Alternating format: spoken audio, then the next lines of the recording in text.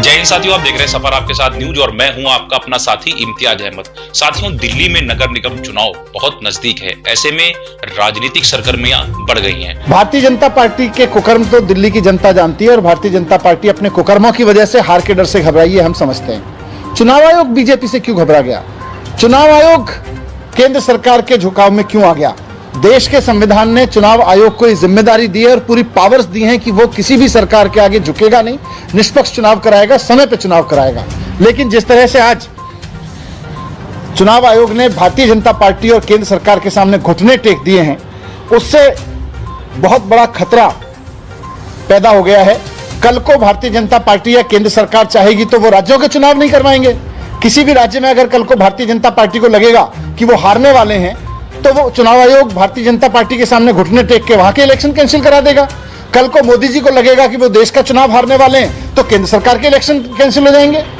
तो अगर election cancel करना केंद्र सरकार और राज्य सरकारों के, चुनी हुई सरकारों के दायरे में आ गया, अगर इस तरह की परंपरा बना दी चुनाव आयोग ने, तो उसके बाद में लोकतंत्र में बचेगा क्या? बुलाई हुई प्रेस कॉन्फ्रेंस को जिस तरह से आज नकारा गया, चुनाव आयोग ने अपने पूरे शेड्यूल को जिस तरह से टाला केंद्र सरकार के दबाव में, देश के इतिहास में आज तक नहीं हुआ, पहली बार हुआ है। दिल्ली में म्युनिसिपल चुनाव को लेकर चुनाव आयोग के निर्णय पर जिस तरह से आम आदमी पार्टी के नेता मनीष सिसोदिया जी ने और दिल्ली के मुख्यमंत्री केजरीवाल जी ने जो अराजकवादी प्रतिक्रिया व्यक्त की है, वो वास्तव में उनकी सोच दिखाती है कि किस तरह से वो संविधान की अवमानना करते हैं। ये कोई पहला उदाहरण नहीं है कि उन्होंने संविधान की अवमानना पहली बार की है। उन्होंने इससे पहले कोर्ट को नहीं माना, उन्होंने इससे पहले सेनाओं के शौर्य पराक्रम पर प्रश्न चिन्ह खड़ा किया, उन्होंने इससे पहले कई बार संवैधानिक मान्यताओं की धज्जियां भी उड़ाई हैं। 26 जनवरी गणतंत्र दिवस की भी धज्जियां उड़ाने का दुस्साहस अरविंद केजरीवाल कर चुके हैं।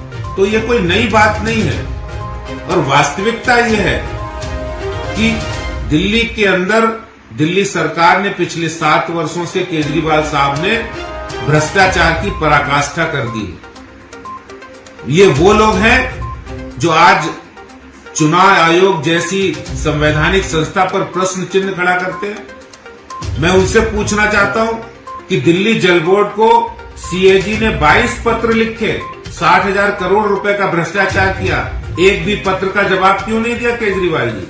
डीटीसी बसों के खरीद में आपने 5,000 करोड़ से ज्यादा का घोटाला किया, वो भ्रष्टाचार किया, उसका जवाब नहीं दिया है। और दिल्ली के अंदर शराब माफिया को फायदा पहुंचाने के लिए हजारों करोड़ रुपए उनको फायदा पहुंचाया। दिल्ली के अंदर आपने शराब की पॉलिसी लाकर 21 ड्राई डे घटाकर 3 कर दिए और शराब माफिया को फायदा पहुंचाया। दिल्ली के अंदर शराब माफिया के माध्यम से हजारों करोड़ रुपए का भ्रष्टाचार किया है, इसका जवाब कौन देगा? और आज अगर चुनाव आयोग ये कह रहा है कि दिल्ली के नगर निगमों को एक करने की विचार अगर कहीं से आया है, अगर नगर निगमों के सुधार की कोई प्रक्रिया है, तो मैं उनसे पूछना चाहता हूं कि अगर नगर निगमों में सुधार होता है तो आपको क्या आपत्ति है? आप सुधार के पक्ष में है या विपक्ष में? दिल्ली नगर निगम के चुनावों को टालना बड़ा दुर्भाग्यपूर्ण है। सत्ता का दुरुपयोग करके दिल्ली नगर निगम के जो चुनाव 2022 अप्रैल में होने थे, उनको आज टाला गया है। ये दर्शाता है कि केंद्र में शासित भाजपा और दिल्ली में शासित आम आदमी पार्टी अपनी हार से घबराई हुई है। यदि ऐसा नहीं होता तो समय पे चुनाव कराए जाने चाहिए थे, जो कि आज अनाउंसमेंट होनी थी। इलेक्शन आयोग की तरफ से जो बयान जारी हुआ है, 4:30 बजे उन्हें पत्र मिलता है और उनको ये चुनाव टालने पड़ते हैं। ये दर्शाता है कि किस तरह से राय मुशारी के साथ दोनों ही सत्ताधारी लोगों ने इस चुनाव को टाला है। लेकिन लोकतांत्रिक प्रक्रिया में चुनावों को समय कराना आवश्यक होता है। इलेक्शन आयोग को ये सुनिश्चित करना था कि इलेक्शन समय पे हो। पहले से ही विलंब चल रहा था और ये अंदेशा था जिस तरह से तारीखों को टाला जा रहा था। 17 तारीख से पहले एमसीडी का गठन होना था, 17 अप्रैल से पहले, ऐसा नहीं हुआ और अब चुनाव को टाला गया है। कहीं ना कहीं जवाबदेही थी जो भाजपा की 15 साल में एमसीडी को बर्बाद कर दिया, कंगाल कर दिया, वहीं पे जवाबदेही थी अरविंद केजरीवाल की भी, जिनके पार्षद रंगे हाथों रिश्वत लेते हुए पकड़े जाते, वो भी उप मुख्यमंत्री के क्षेत्र से।